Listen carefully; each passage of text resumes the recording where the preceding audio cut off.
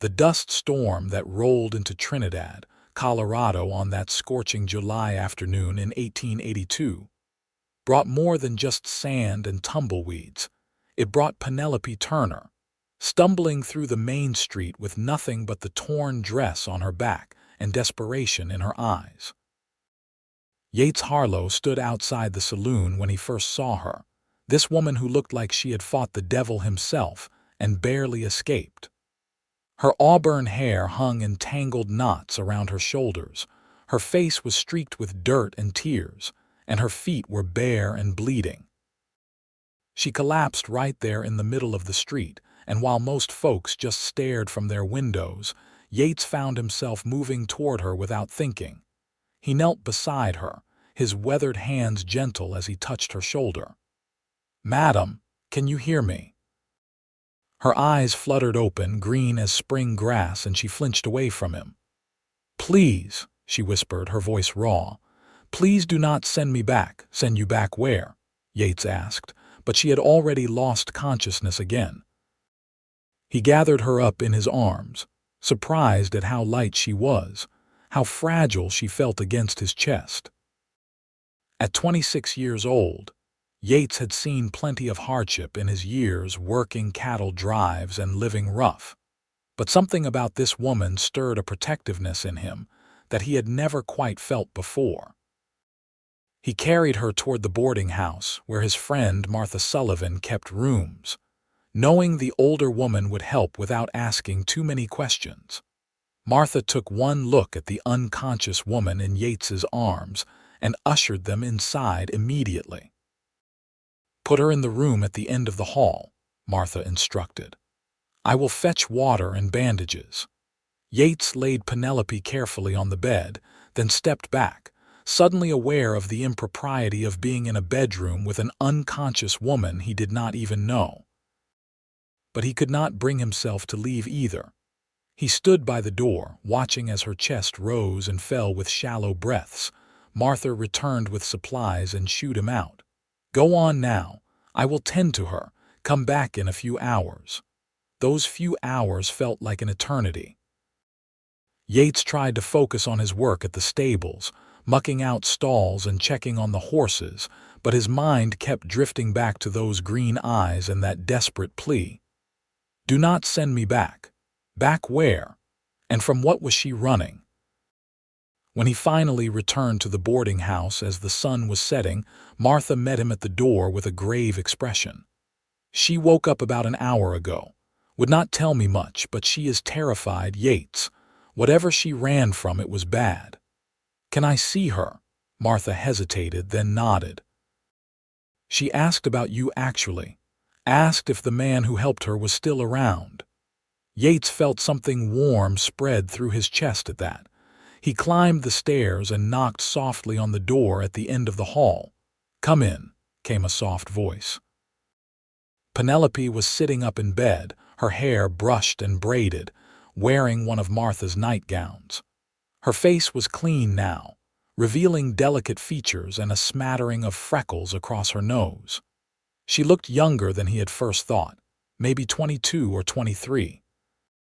But her eyes held an age that had nothing to do with years. "You helped me," she said simply. "Thank you." Yates removed his hat and stood awkwardly near the door. Anyone would have done the same. "No," she said firmly. "They would not have. Most people in town just watched me fall." "You were the only one who came." He did not know what to say to that, so he just nodded. An uncomfortable silence stretched between them until she spoke again. "My name is Penelope Turner. I am 23 years old and I have nothing.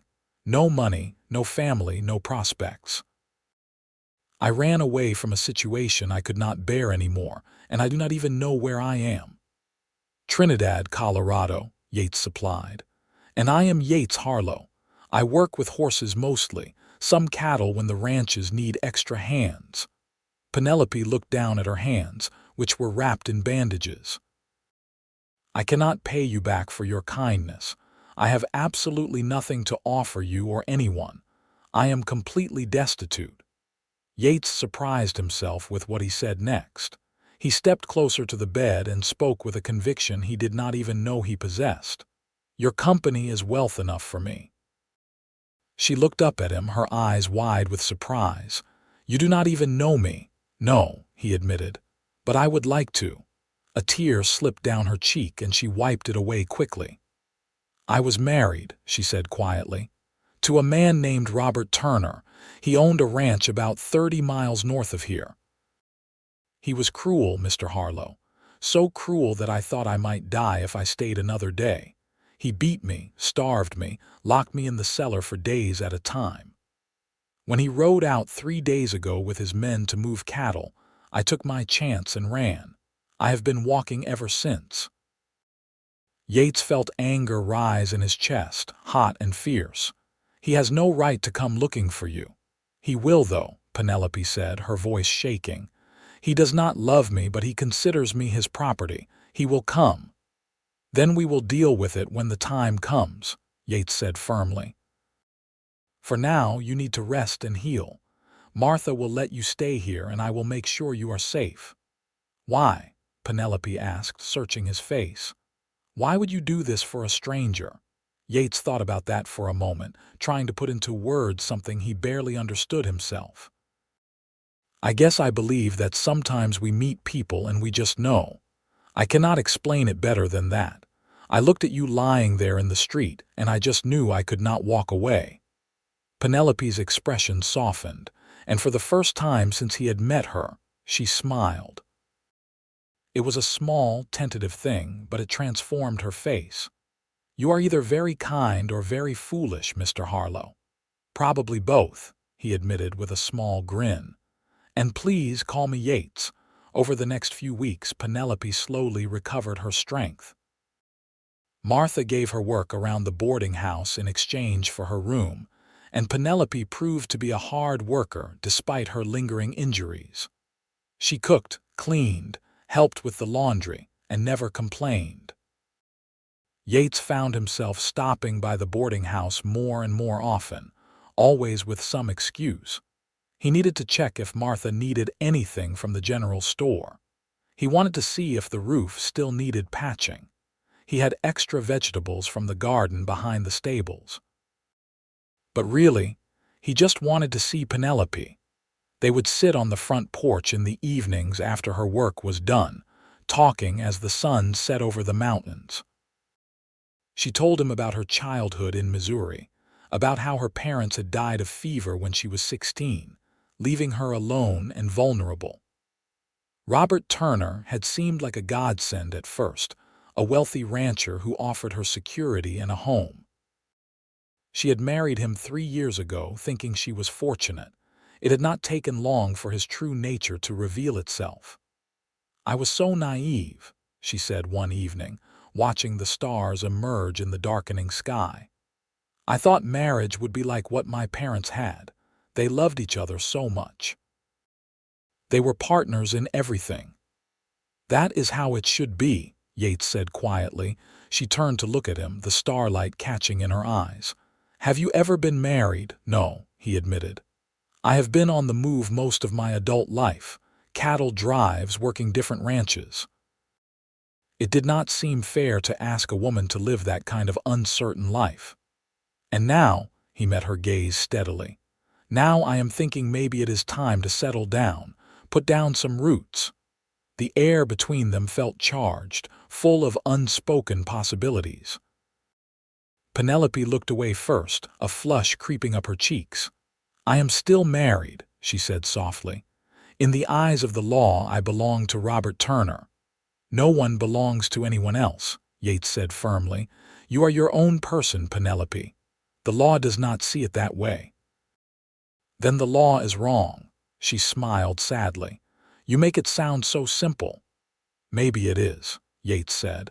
"Maybe we just make things more complicated than they need to be."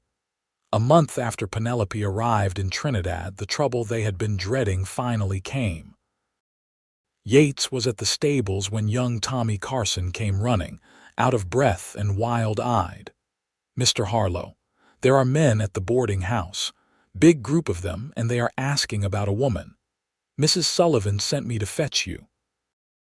Yates felt his heart drop into his stomach, but he kept his voice calm.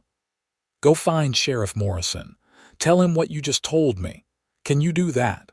Tommy nodded and took off running again. Yates grabbed his gun belt, which he rarely wore in town, and strapped it on. He hoped he would not need it, but he was not taking any chances. When he reached the boarding house, he found Martha standing on the porch with her arms crossed, facing down 5 mounted men. The one in front was a big man with a thick black beard and cold, calculating eyes. He sat his horse like a man used to being obeyed without question. "Where is my wife?" Robert Turner demanded, his voice booming across the street. "There is no one here by that description," Martha said coolly.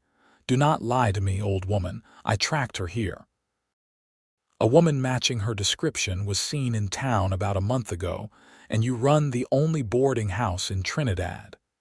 Yates stepped up onto the porch, positioning himself beside Martha. "The lady said there is no one here. I suggest you move along." Turner's gaze swung to Yates and his eyes narrowed. "And who are you?" "Someone who does not take kindly to men who beat women." Turner's face darkened with rage. "That is between a man and his wife. It is none of your concern." "I am making it my concern." One of Turner's men moved his hand toward his gun, but Yates was faster. His pistol was out and aimed before the other man could clear leather. "I would not do that if I were you." "You are making a big mistake, friend," Turner said, his voice low and dangerous. "I own half this territory. I have connections with powerful people. If you are harboring my property, I will see you hang for it."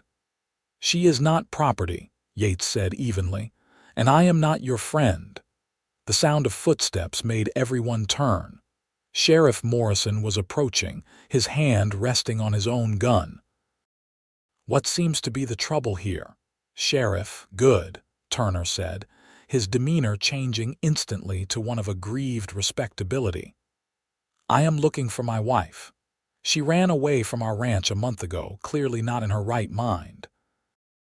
I have reason to believe she is being harbored here against her will." Morrison looked at Yates, then at Martha, then back at Turner. "Against her will, you say? That is right. She is not well, Sheriff. Has episodes where she does not know what she is doing. I am very worried about her." Yates opened his mouth to protest, but Martha put a hand on his arm. At that moment, the front door of the boarding house opened, and Penelope stepped out. She looked different from the broken woman who had collapsed in the street. She stood straight and tall, her chin lifted, her green eyes blazing with determination. "I am here of my own free will, Sheriff Morrison, and I am not going back." Turner's mask of civility slipped. "Penelope, get over here right now." "No." The single word, spoken with such quiet conviction, seemed to surprise everyone.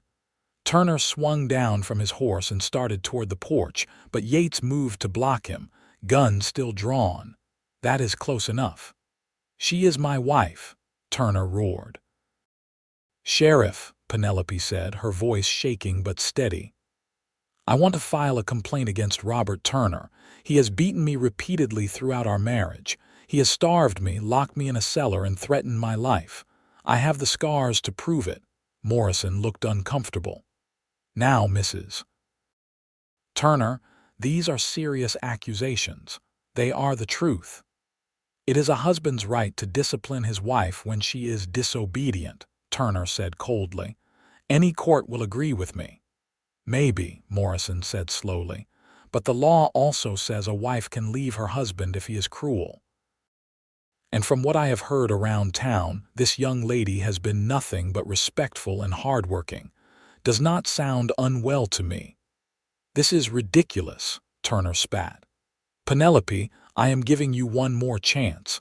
Come home now and I will forgive this embarrassment. Stay here with these people, and you will regret it for the rest of your life." Penelope moved to stand beside Yates, and he could feel her trembling, but her voice did not waver. "I would rather die than go back with you." Turner's hand moved toward his gun, and everything happened at once. Yates shoved Penelope behind him.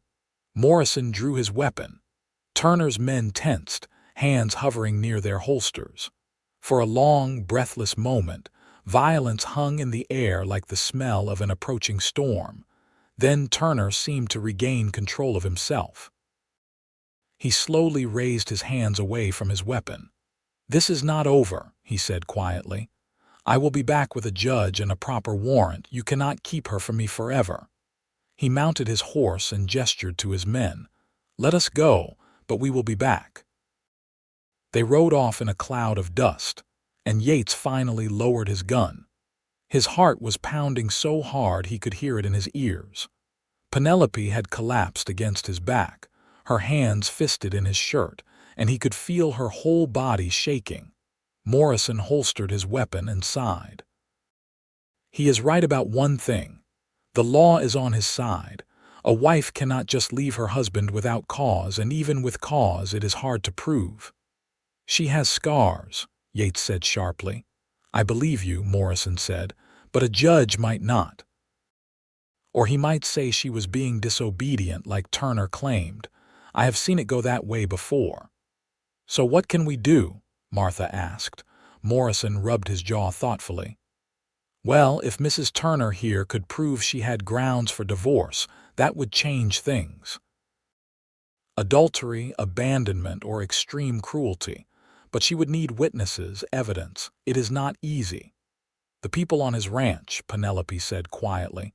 "His ranch hands saw what he did. The housekeeper, Maria, she tended my wounds many times." "Would they testify?" Morrison asked. "Maria might," Penelope said. "But she is terrified of him. They all are." Morrison nodded slowly. "Let me do some asking around. Turner has enemies, believe it or not. Men he has cheated in business deals, people he has wronged. Maybe I can find someone willing to speak against him. But in the meantime, Mrs. Turner, I would stay close to town and not go anywhere alone." After the sheriff left, Martha ushered them all inside. Penelope was shaking so badly that Yates had to help her to a chair. Martha brought her tea and they all sat in the parlor, processing what had just happened. "I am sorry," Penelope said, looking at Yates with tears streaming down her face. "I have brought so much trouble to you." "No," Yates said firmly, kneeling beside her chair and taking her bandaged hands in his. "You did not bring trouble. You escaped from it. There is a difference." "He will come back," she whispered. "And next time he will have the law on his side. Then we will figure something out. I am not going to let him take you." She looked at him, really looked at him, and something passed between them. It was more than gratitude, more than friendship. It was the recognition of two souls that had found each other against all odds. "Why are you doing this?" she asked, not for the first time. "You could have just let me lie in that street. You could have walked away at any point. Why are you still here?" Yates thought about how to answer that. How could he explain that from the moment he had seen her, something in him had shifted? That every conversation they had shared on the porch had only deepened his certainty that she was someone special, someone worth fighting for. "Because," he said simply, "I think I am falling in love with you." Penelope's eyes widened, and fresh tears spilled down her cheeks. "You barely know me. I know you are brave. I know you are kind. I know you work hard and never complain. I know you love the sunrise and hate the smell of tobacco. I know you hum when you think no one is listening. I know you have been through hell and still manage to smile." He reached up and gently wiped away her tears. "I know enough. I am married," she said, but there was no conviction in her voice. "Not in your heart," Yates said. "Not where it matters." She leaned forward, resting her forehead against his. "This is impossible." "Maybe," he admitted. "But I am willing to try if you are." She pulled back just enough to look into his eyes. "If I can get free of him, if we can find a way, then yes, I want to try." Yates felt something sore in his chest, a hope so fierce it almost hurt. He wanted to kiss her, wanted it more than he had ever wanted anything, but he held back. She was still healing, still vulnerable. When they kissed for the first time, it would be when she was truly free. The next few weeks were tense. Sheriff Morrison made inquiries, trying to find people willing to testify against Robert Turner. It proved harder than they had hoped.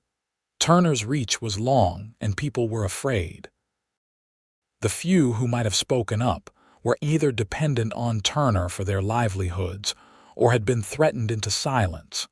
During this time, Yates and Penelope grew closer.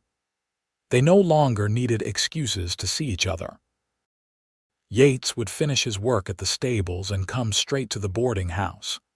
They would take walks together around town, always staying where people could see them, always proper. But the feelings between them grew deeper with every passing day. One evening they sat on the porch swing, watching the sun set. Penelope had been quiet all day, and Yates could tell something was weighing on her mind.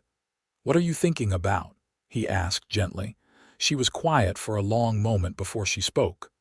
"I am thinking about how strange life is. 2 months ago, I was certain I would die in that cellar, alone and forgotten. I had given up hope of ever being happy, and now here I am, sitting with you, and I find myself hoping again. It is terrifying." "Why terrifying?" "Because I am afraid it will be taken away," she admitted. "I am afraid Turner will find a way to force me back. I am afraid that I will wake up and this will all have been a dream." Yates took her hand, lacing his fingers through hers. "This is real," he said firmly. "I am real. What I feel for you is real, and I am not going to let anyone take you away." She looked at him, her eyes searching his face. "How can you be so certain?" "Because I have never been more certain of anything in my life." She leaned her head on his shoulder, and they sat like that as the stars came out, neither one speaking, just being together. It was one of the most peaceful moments Yates had ever experienced. The breakthrough came from an unexpected source. Sheriff Morrison arrived at the boarding house one afternoon with a woman Yates did not recognize. She was small and weathered, with tired eyes and calloused hands. When Penelope saw her, she gasped, "Maria!" The two women embraced, both crying. When they finally pulled apart, Maria looked at Sheriff Morrison nervously. "You promise he cannot hurt me for this?" "I promise," Morrison said. "I have already sent word to the territorial judge. He is coming to Trinidad next week to hear your testimony. Until then, you will stay here at the boarding house under my protection." Maria nodded, then turned to Penelope. "I could not stay silent anymore. After you left, Senator Turner was like a demon. He fired 3 men for not tracking you down fast enough. He destroyed everything in the house that reminded him of you. I realized that if I did not speak up, he would do to his next wife what he did to you, and I could not live with that." "Thank you," Penelope whispered. "Thank you so much." Over the next few days, Maria told her story to the sheriff, and it was even worse than Penelope had described. She had witnessed beatings, had seen Penelope locked in the cellar without food or water for days at a time. She had evidence of Turner's cruelty, and she was willing to testify under oath. When Judge Harrison arrived in Trinidad, the whole town turned out for the hearing. Turner arrived with his lawyer, confident and sneering, but his expression changed when he saw Maria sitting in the courtroom. The hearing lasted most of the day. Maria testified first, her voice shaking but clear. She described in detail the abuse she had witnessed. Penelope testified next, showing the scars on her arms and back, explaining how she had received each one. Turner's lawyer tried to discredit them, suggesting they were lying women seeking attention, but Judge Harrison seemed unmoved by his arguments. Finally, the judge called for a recess. When he returned an hour later, his expression was grave. "I have reviewed the testimony and evidence presented today," he said, "and I find sufficient cause to grant a divorce on the grounds of extreme cruelty. Mrs. Penelope Turner, you are hereby released from your marriage to Robert Turner." All property and assets will remain with Mr. Turner, as you have made no claim to them, but you are free to go your own way without fear of legal repercussion." The courtroom erupted. Penelope collapsed in her chair, sobbing with relief. Yates moved to her side immediately, wrapping his arms around her. Turner was shouting, his face purple with rage, but his words were lost in the noise.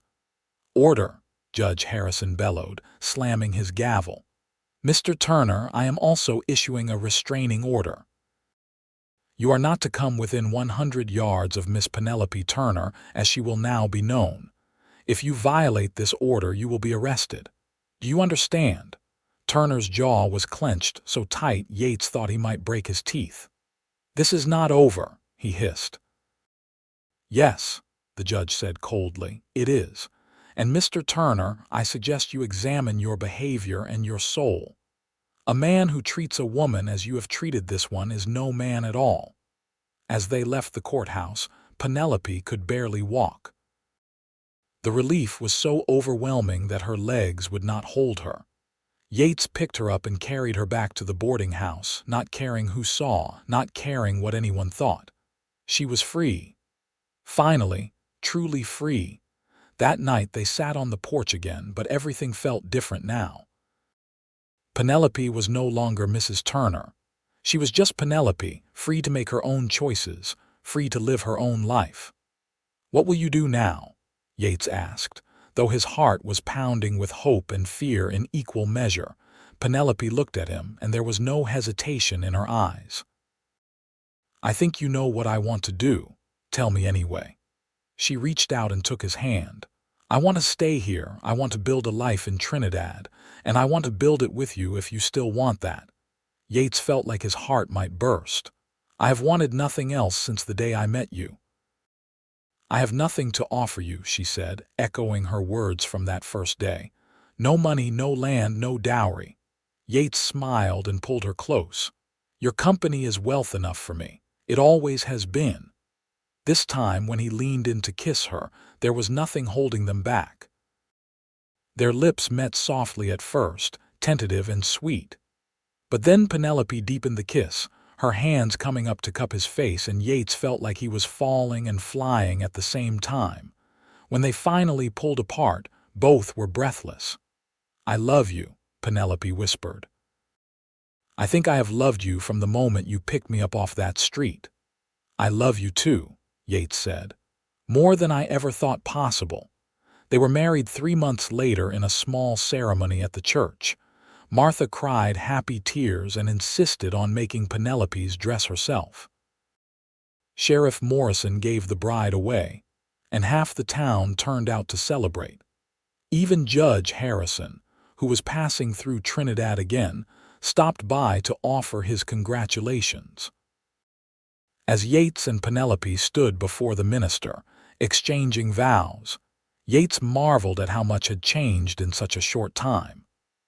This woman who had collapsed in the street with nothing, who had been so broken and afraid, now stood beside him radiant with joy and hope. And he, who had been drifting through life without real purpose, now had everything he had ever wanted. After the wedding, they moved into a small house on the edge of town. It was not much, just 2 rooms and a kitchen, but it was theirs. Yates continued working with horses, and his reputation as a skilled trainer began to grow. Ranchers from all over the territory started bringing him their difficult horses, and he built a small but successful business. Penelope found work as a seamstress, her delicate handiwork quickly becoming sought after by the ladies of Trinidad. She also helped Martha at the boarding house when things got busy, never forgetting the kindness the older woman had shown her. Their life was simple but happy. They worked hard during the day and spent their evenings together, talking and laughing and planning for the future. Yates had never known such contentment. Every morning he woke up next to Penelope, and every morning he felt grateful for the chance encounter that had brought them together. 6 months after their wedding, they received unwelcome news. Robert Turner had been killed in a gunfight in a saloon 3 towns over. According to the reports, he had been drunk and had tried to draw on a man who was faster. Yates felt Penelope tense when she heard the news, saw the complicated emotions cross her face. "Are you all right?" he asked gently. She thought about it for a long moment. "I think so. I do not mourn him, I cannot, but I also do not celebrate his death. I just feel relief that he can never hurt anyone else the way he hurt me." Yates pulled her into his arms. "That is over now, all of it. It is just us now building our future." She nodded against his chest. "Our future, I like the sound of that." A year after they married, Penelope discovered she was pregnant. She was terrified at first, her own childhood having been cut short by her parents' death, and her years with Turner having taught her only fear and pain. But Yates was patient and supportive, and slowly her fear transformed into excitement. Their son was born on a crisp autumn morning in 1884. They named him James, after Yates's father who had died when Yates was young. James had his mother's green eyes and his father's dark hair, and from the moment Yates held him, he knew what it meant to have his heart walking around outside his body. Penelope proved to be a natural mother, tender and patient. Watching her with James, seeing her confidence grow with each passing day, Yates fell in love with her all over again. Life settled into a comfortable rhythm. Their business continued to grow. Yates expanded his stables, and Penelope's sewing brought in steady income. James grew from infant to toddler, bright and curious about everything. They were not wealthy by any means, but they had enough, and more importantly, they had each other.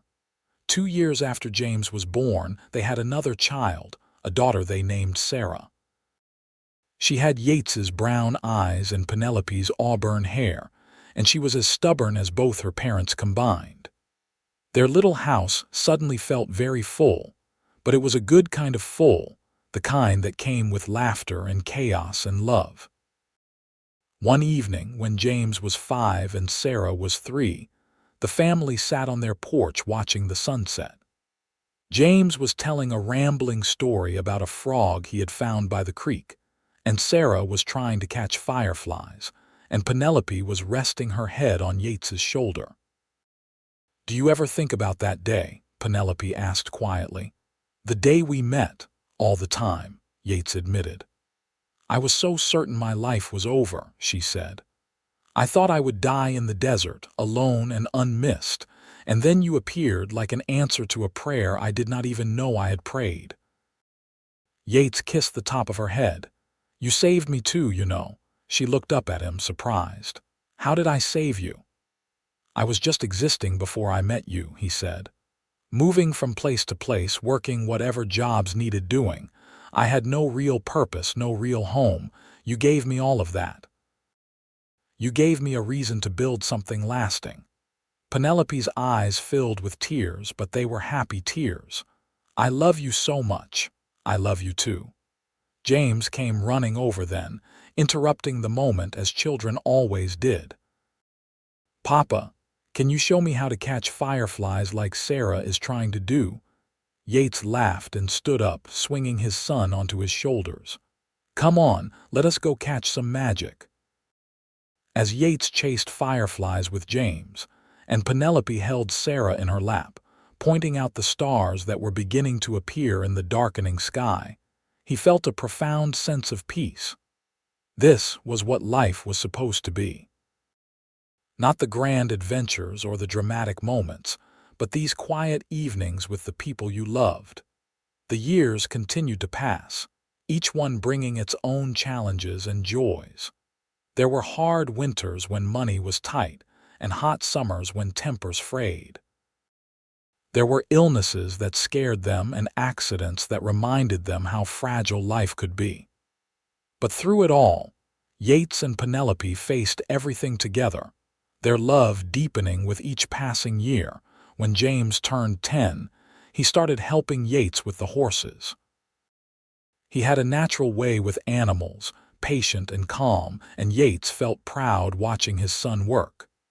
Sarah, meanwhile, showed an interest in her mother's sewing, though she was far more interested in designing dresses than actually making them. She would sketch elaborate gowns in the margins of old newspapers, dreaming of being a real designer someday. Trinidad continued to grow and change around them. The railroad came through when James was 12, bringing with it new opportunities and new people. The town became more prosperous, more civilized. The wild days of the frontier were slowly fading into memory, replaced by schools and churches and social clubs. But some things never changed. Yates and Penelope still sat on their porch in the evenings, holding hands and talking about their day. They still looked at each other across crowded rooms and smiled, sharing private jokes and memories. They still fell asleep tangled together, finding comfort in each other's presence after all these years. When their 25th wedding anniversary approached in 1909, their children wanted to throw them a big party. James was 24 now, working full-time with his father and courting a nice girl named Elizabeth from church. Sarah was 22, still living at home but spending most of her time designing and sewing for wealthy clients who were willing to pay for her unique visions. "Let them make a fuss," Penelope said when Yates complained about all the attention. "They love us and want to celebrate." Is that so terrible? Yates had to admit it was not. So they let James and Sarah organize a party at the church hall, inviting everyone they knew. Martha was still alive at 85, still sharp and witty, and she gave a toast about the first time Yates had carried the broken, desperate woman into her boarding house. "I knew right then," Martha said, her voice carrying across the hall. "I saw the way he looked at her like she was the most precious thing in the world, and I thought, that is a man in love even if he does not know it yet." Everyone laughed, and Yates felt his cheeks heat with embarrassment, but he did not deny it. It was true. Sheriff Morrison, retired now and spending his days fishing, stood up next. "I remember thinking these two did not stand a chance," he admitted. "Turner was powerful and the law was on his side, but they fought for each other and they won. It reminded me that sometimes love is stronger than any law or custom or expectation. Sometimes love is the thing that changes the world." The speeches went on, story after story from people whose lives Yates and Penelope had touched over the years.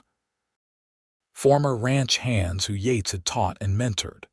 Women who Penelope had sewn wedding dresses for or helped through difficult times. Children who had grown up watching the couple and learning what a good marriage looked like. When it was finally their turn to speak, Yates stood and pulled Penelope up beside him. They faced their family and friends, hands clasped together. "When I found Penelope in the street that day," Yates said, his voice rough with emotion, "I had no idea I was finding my whole future. I thought I was just helping someone in need. But she changed everything for me. She gave me purpose and joy and love beyond measure. Every single day with her has been a gift." Penelope squeezed his hand, tears streaming down her face. "And he took me at my worst moment and showed me what it meant to be truly valued. He did not care that I had nothing. He did not care that I came with complications and danger. He just saw me, the real me, and he decided I was worth fighting for. That kind of love changes you. It heals you. It makes you want to be better." She paused, looking around the room at all the faces looking back at them. "We built this life together from nothing. We built this family, this home, this community of people we love, and I would not change a single moment of it. Even the hard times, because they made us stronger. Even the scary times, because they taught us to trust each other." Yates pulled her close and kissed her, not caring that everyone was watching. When they broke apart, the room erupted in applause and cheers. The party continued late into the night. There was music and dancing, food and laughter. Yates danced with his wife, then with his daughter, then with his wife again. He watched James dance with Elizabeth and thought about how soon there would be another wedding, another new chapter. As the evening wound down and people started to leave, Yates and Penelope slipped outside for a moment alone. The stars were brilliant overhead, the same stars they had watched together for 25 years. "Happy anniversary," Penelope said softly. "Happy anniversary," Yates echoed. 25 years. Can you believe it? "Sometimes it feels like yesterday we met," she said, "and sometimes it feels like I have known you forever." Yates wrapped his arms around her from behind, and they stood like that, looking up at the sky. "Do you have any regrets?" he asked. Penelope turned in his arms to face him. "Not a single one, you. Only that I did not find you sooner." She smiled and kissed him. "We found each other when we were meant to, not a moment too soon or too late. Everything happened exactly as it should have." Yates supposed she was right. If they had met earlier, would they have been ready for each other? If things had been different, would they have recognized what they had? Maybe the timing had been perfect after all. They went back inside to find their children waiting. James and Sarah stood together, grinning mischievously. "What are you two plotting?" Penelope asked suspiciously. "Nothing," Sarah said innocently. "We just wanted to give you your real gift." She handed her parents a large wrapped package. Yates and Penelope exchanged glances and carefully unwrapped it. Inside was a beautiful leather-bound book with blank pages. "It is for you to write your story," James explained. "Sarah and I realized that we know bits and pieces of how you met and fell in love, but we do not know the whole thing. We thought maybe you could write it down, so your grandchildren and great-grandchildren will know where they came from." Penelope looked at the book, then at her children, tears filling her eyes again. "That is a beautiful gift. Thank you." Over the next several months, on quiet evenings, Yates and Penelope took turns writing in the book. They recorded everything they could remember about those early days, the fear and hope, the danger and joy. They wrote about the first time they kissed, about their wedding day, about the birth of their children. They filled page after page with their story, preserving it for future generations. James married Elizabeth that fall in a beautiful ceremony. Yates walked his son through the process of marriage with advice and wisdom earned over 25 years. "Love her every day," he told James. "Not just the easy days, but the hard ones too. Choose her every morning when you wake up. And never, ever let her doubt that she is the most important person in your world." James took his father's advice to heart, and his marriage thrived. Within a year, he and Elizabeth had a son of their own, making Yates and Penelope grandparents for the first time. They named him John, and Yates felt his heart expand in ways he had not known were possible. Holding his grandson, seeing his own features and Penelope's reflected back at him through 2 generations, was almost overwhelming. Sarah eventually met someone too, a young architect named Thomas who had moved to Trinidad to design some of the new buildings going up. He was quiet where she was outspoken, practical where she was artistic, but they balanced each other perfectly. They married 2 years after James, and soon added a daughter to the family, a bright-eyed girl they named Grace. Yates and Penelope's house, once so full with their own children, became even fuller with grandchildren. John and Grace were joined over the years by 3 more grandchildren. The house echoed with laughter and chaos, with sticky hands and endless questions. Yates built toys and told stories, while Penelope sewed clothes and baked cookies. They reveled in being grandparents, enjoying the sweetness without the sleepless nights. On their 30th anniversary, they celebrated quietly, just the 2 of them. They had dinner at the hotel restaurant, a luxury they rarely indulged in, and took a long walk through town afterward. Trinidad had changed so much since that day in 1882, when Penelope had stumbled into town. The rough edges had been smoothed away, replaced by paved streets and electric lights. Automobiles were starting to appear, though horses were still more common. The world was modernizing, moving into a new century, but Yates and Penelope remained constant, their love an anchor in a changing world. "Do you ever miss the old days?" Yates asked as they walked past where the old saloon used to be, now replaced by a general store. Penelope thought about it. "Sometimes," she admitted, "but mostly I am just grateful we get to see all this together, that we built something that lasted." They passed the spot where she had collapsed all those years ago, and they both paused. So much history in that single location. The end of one life and the beginning of another. "Thank you," Penelope said suddenly. "For what?" "For seeing me that day. For not walking past like everyone else. For every single day since then." Yates took her hand and brought it to his lips. "Seeing you was the easiest thing I have ever done. Loving you has been just as easy. You have never been a burden, Penelope. You have only ever been a blessing." They continued walking, hand in hand, as the sun set over the mountains.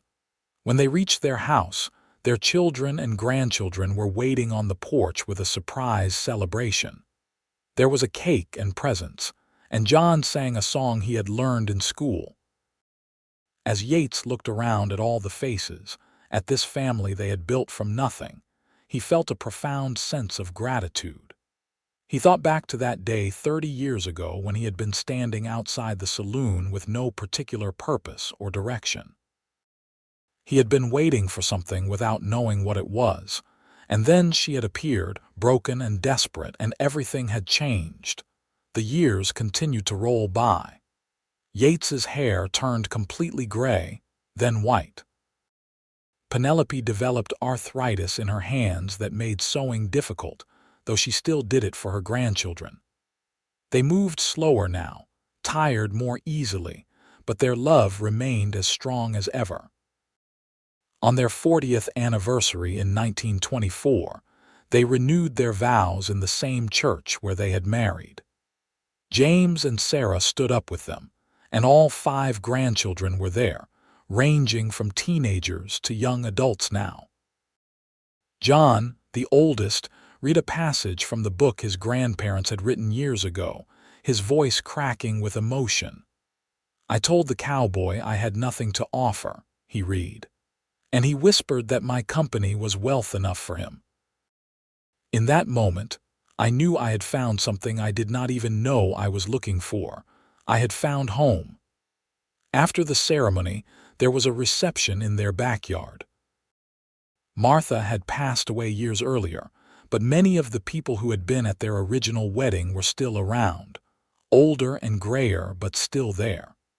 Sheriff Morrison's son was the current sheriff, and he came to offer his congratulations. Elizabeth and Thomas organized everything, not wanting Yates and Penelope to lift a finger. As the sun began to set, Yates and Penelope slipped away from the party to sit on their porch swing, the same swing they had sat on thousands of times over the years. The sounds of the celebration continued behind them, but they took a moment for just the two of them. 40 years, Penelope mused. Where did the time go? Into this, Yates said, gesturing at the house, the family, the life they had built. Into every moment we spent together. She leaned against him, and he wrapped his arm around her shoulders. They sat in comfortable silence, watching the sky turn pink and orange and purple. "If you could go back," Yates asked, "would you change anything?" Penelope did not even hesitate. "Not one single thing. Every moment, good and bad, led us here. How could I wish away any of it?" Yates kissed the top of her head. "I love you more today than I did 40 years ago. I did not think that was possible, but it is." "I love you too," Penelope whispered. "You gave me everything. A life, a family, happiness beyond measure. And it all started because you were kind to a stranger in the street." You were never a stranger, Yates said. Not really. From that first moment, I knew you were meant to be mine. They sat until the stars came out, holding each other, surrounded by the sounds of their family celebrating inside. At one point, little Grace, James's youngest daughter, came running out. Grandma, Grandpa, why are you sitting out here? Come back inside. We are about to cut the cake. Yates and Penelope smiled at each other and stood up. Hand in hand, they followed their granddaughter back into the warmth and light of their home, into the embrace of the family they had created, into the life they had built together from nothing but love and determination. As they stood in their living room, surrounded by children and grandchildren, by friends and neighbors who had become like family over the years, Yates caught Penelope's eye across the room. She smiled at him, that same smile that had captured his heart 40 years ago, and mouthed the words, "I love you." He mouthed them back, feeling his throat tighten with emotion. This was his wealth. Not money or land or possessions, but this woman and the life they had built together. The family they had raised, the love they had shared, the years they had spent side by side. Later that night, after everyone had gone home and they were finally alone, Yates and Penelope got ready for bed. They moved slowly now, their bodies showing the wear of 4 decades, but they moved together in sync as they always had been. As they lay in bed, Penelope's head on Yates's chest, listening to his heartbeat, she spoke softly. "Promise me something." "Anything," Yates said. "Promise me that no matter what happens, no matter how much time we have left, we will spend every day choosing each other, just like we always have." "I promise," Yates said without hesitation. "I will choose you every day for the rest of my life. However long that is, it will not be enough." She tilted her head up and kissed him. "I choose you too. I will always choose you." They fell asleep like that, wrapped in each other's arms the way they had fallen asleep countless times before. And in the morning, they woke up together, ready to face another day side by side, still choosing each other, still in love after all these years. The final years of their life together were peaceful ones.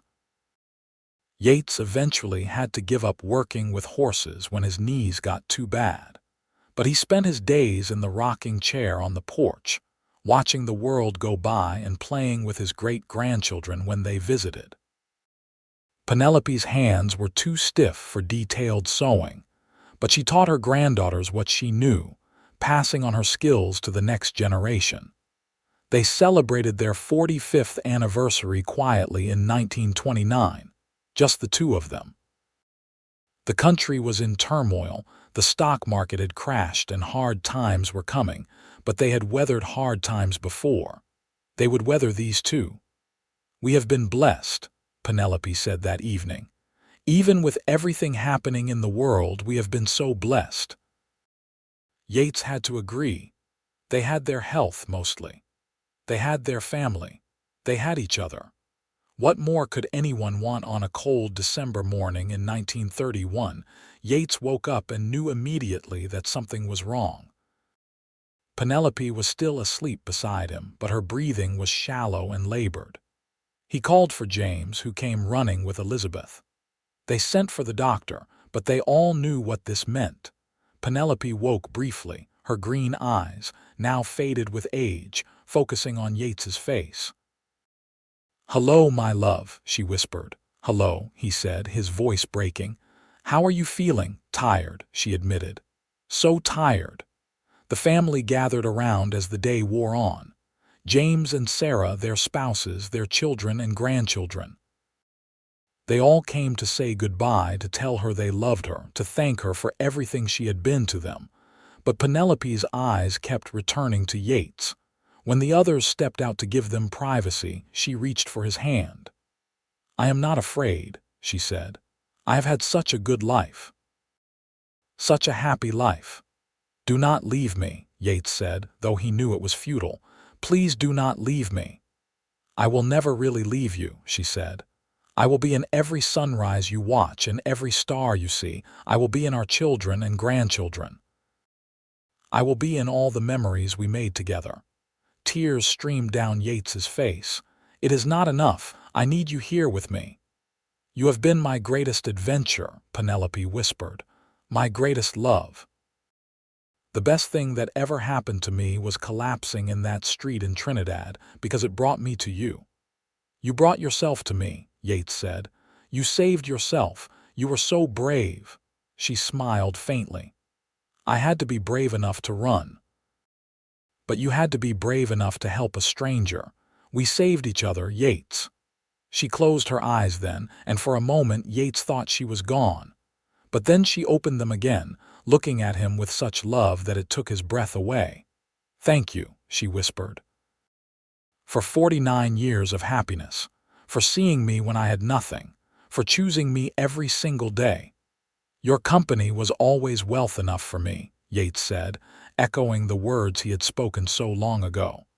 It still is. It always will be.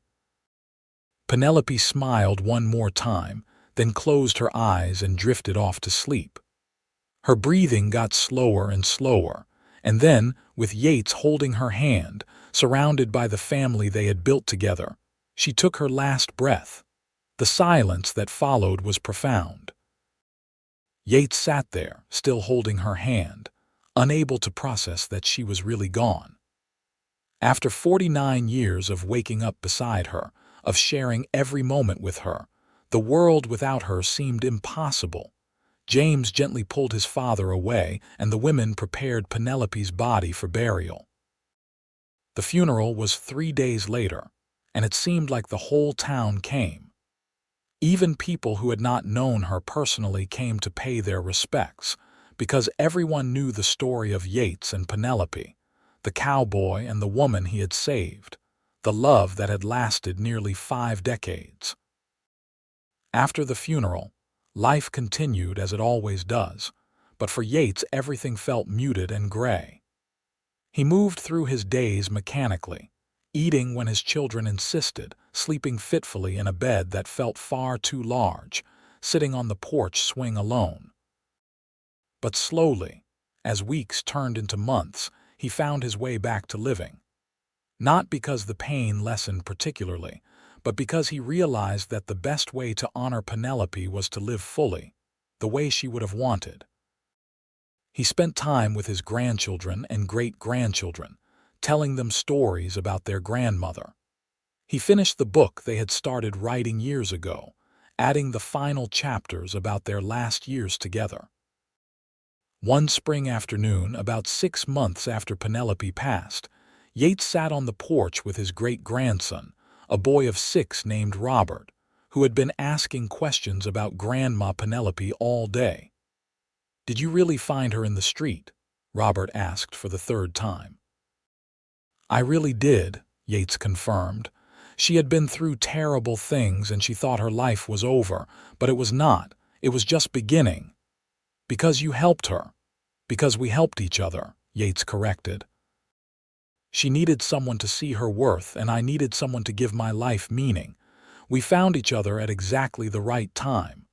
Robert was quiet for a moment, processing this. "I miss her," he said finally. "I miss her too," Yates said, his voice thick. "Every single day." "But you are glad you married her, right? Even though it made you sad when she died." Out of the mouths of babes, Yates thought. "Yes," he said firmly. "I would rather have 49 years with her and then lose her than never have had her at all. Loving someone means risking loss, but it is always worth it." Robert nodded solemnly, as if this made perfect sense to him. "When I grow up, I want to love someone like you loved Grandma." Yates felt his eyes prickle with tears. "That is the best thing you could wish for." Yates lived for 3 more years after Penelope passed. They were not easy years, but they were not unhappy either. He found joy in his family, in watching his great-grandchildren grow, in the knowledge that the love he and Penelope had shared lived on in all of them. On a warm summer evening in 1934, Yates sat on the porch swing one last time. He was 80 years old now, his body worn out from a lifetime of hard work and long years. Sarah had been fussing over him all day, worried that he seemed more tired than usual, but Yates felt peaceful. As the sun set, painting the sky in brilliant shades of orange and pink, Yates closed his eyes and thought about Penelope. He could almost feel her beside him, could almost hear her voice in the evening breeze. In his mind, he saw her as she had been that first day, collapsed in the street with nothing but desperation in her eyes. He saw her on their wedding day, radiant with joy. He saw her holding their babies, raising their children, growing old beside him. "Your company was wealth enough for me," he whispered to the empty air. "It still is." And then, with a smile on his face and Penelope's name on his lips, Yates Harlow closed his eyes and slipped away, going to join the woman he had loved for 52 years. They buried him beside her in the Trinidad cemetery, under a large oak tree. The headstone reads simply, "Yates Harlow, 1854–1934, beloved husband, father, and grandfather," and next to it, "Penelope Harlow, 1859–1931, beloved wife, mother, and grandmother." Below both names, James had added one final line, taken from the book his parents had written. They found each other when they had nothing and built everything together. Years later, their great-great-grandchildren would read the book that Yates and Penelope had written, learning about the cowboy who had helped a desperate woman in the street and the love story that had followed. They would learn about bravery and kindness, about choosing to love someone every single day, about building a life from nothing but determination and hope. The story became a family legend, passed down through generations. In difficult times, when love seemed impossible or too hard, someone would always bring up great-great-grandma Penelope and great-great-grandpa Yates, who had faced impossible odds and built a love that lasted a lifetime. The house they had lived in remained in the family for decades, eventually becoming a gathering place for reunions and celebrations. The porch swing where they had sat countless evenings was carefully maintained, even when the rest of the house was updated and modernized. Children would play in the yard where Yates had once caught fireflies with James and Sarah, where grandchildren and great-grandchildren had learned to walk and play. The story of the desperate woman and the compassionate cowboy lived on, a testament to the transformative power of love and kindness. It reminded everyone who heard it that sometimes the most important moments in life come when we choose to help someone who has nothing to offer in return. When we recognize that the greatest wealth is not found in possessions, but in the connections we make with other people. In Trinidad, Colorado, where two desperate people had found each other in 1882, their legacy lived on. The town grew and changed, moved into the modern era, but the story remained constant, a reminder of a time when love was simple and pure, when a cowboy could look at a woman with nothing and see everything he had ever wanted. And in the story of Yates and Penelope, there was a lesson for everyone, that we are never too broken to be loved, never too lost to be found, and that the greatest riches in life are the people we choose to share it with. Their love story proved that sometimes the best things in life come from the most unexpected moments, and that true love, once found, can weather any storm and last beyond death itself. The book they had written together was eventually published by one of their descendants, becoming a treasured family document and a testament to their love. In its pages, future generations could read about that first meeting, about the challenges they had overcome, about the life they had built from absolutely nothing. And always at the heart of it was that single moment when Penelope, terrified and broken, had told the cowboy she had nothing to offer, and he had whispered the words that would change both their lives forever. Your company is wealth enough for me. Those words became the cornerstone of their family legacy, a reminder that the things that matter most in life cannot be bought or sold, inherited or stolen. They can only be freely given and gratefully received. Love, companionship, loyalty, trust, these were the true treasures that Yates and Penelope had shared, and they had proven more valuable than all the gold in Colorado. Their story ended where all great love stories should end, with a love that transcended death, a legacy that lived on through generations, and the certain knowledge that they had found in each other exactly what they had been searching for all along. Not wealth or status or security, but simply someone to share the journey with, someone who saw their worth when they could not see it themselves, someone who chose them every single day without fail. In the end, that was the greatest treasure of all.